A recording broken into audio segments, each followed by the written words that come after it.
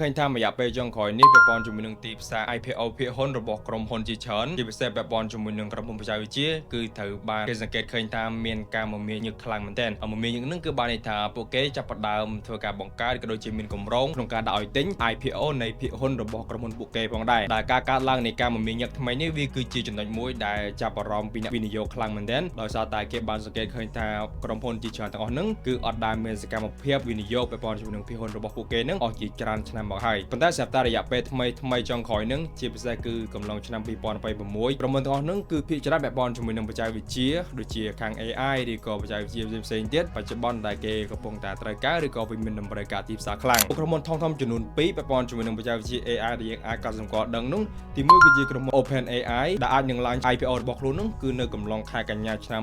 2026នេះបច្ចុប្បន្ននេះតម្លៃនៃក្រុមហ៊ុន OpenAI នេះគឺមានរត់ទៅ$1 trillion ណោះហើយនឹងក្រុមហ៊ុន AI ដ៏ធំមួយទៀតគឺជា Anthropic ផងដែរក៏អាចនឹងមានការ launch ពាក់ព័ន្ធជាមួយនឹង IPO របស់ខ្លួននៅក្នុងចុងឆ្នាំ2026នេះផងដែរដែលតម្លៃក្រុមហ៊ុនឥឡូវហ្នឹងគឺមានតម្លៃ$1 trillionដូចគ្នាក៏ដូចជាមានក្រុមហ៊ុនផ្សេងៗជាច្រើនទៀតដែលមានកម្រងក្នុងការ launch IPO របស់គេផងដែរដែលមានន័យថានៅក្នុងកំឡុងពេលចាប់ពីពាក់កណ្ដាលឆ្នាំនេះរហូតដល់ចុងឆ្នាំ2026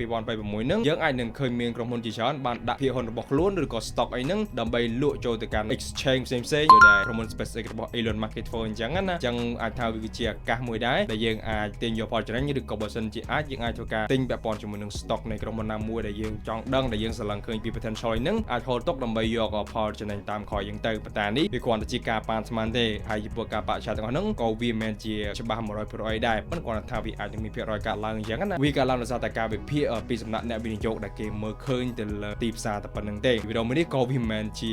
financial advice ដែរអញ្ចឹងវាគ្រាន់តែជាការចែករំលែកពាក់ព័ន្ធជាមួយនឹងព័ត៌មានដែលយើងគួរតែដឹងតែប៉ុណ្្នឹងទេហើយនៅពាក់ព័ន្ធជាមួយនឹងការទិញ stock ឬក៏ភាគហ៊ុនអីនេះក៏យើងបានឃើញនៅក្រុមហ៊ុនជាច្រើនធំជាច្រើនគឺគេបានធ្វើរួចហើយដែលយើងឃើញថាមានក្រុមហ៊ុនខ្លះហ្នឹងគឺគេបានដាក់ stock របស់គេដើម្បីអាចឲ្យយើងធ្វើការទិញឬក៏លក់ឬក៏ hold អីផ្សេងៗជាដើមនៅក្នុង exchange ដូចជា Binance អីហ្នឹងគឺយើងសិតតែអាចធ្វើការទិញ stock ឬក៏ hold stock ដើម្បី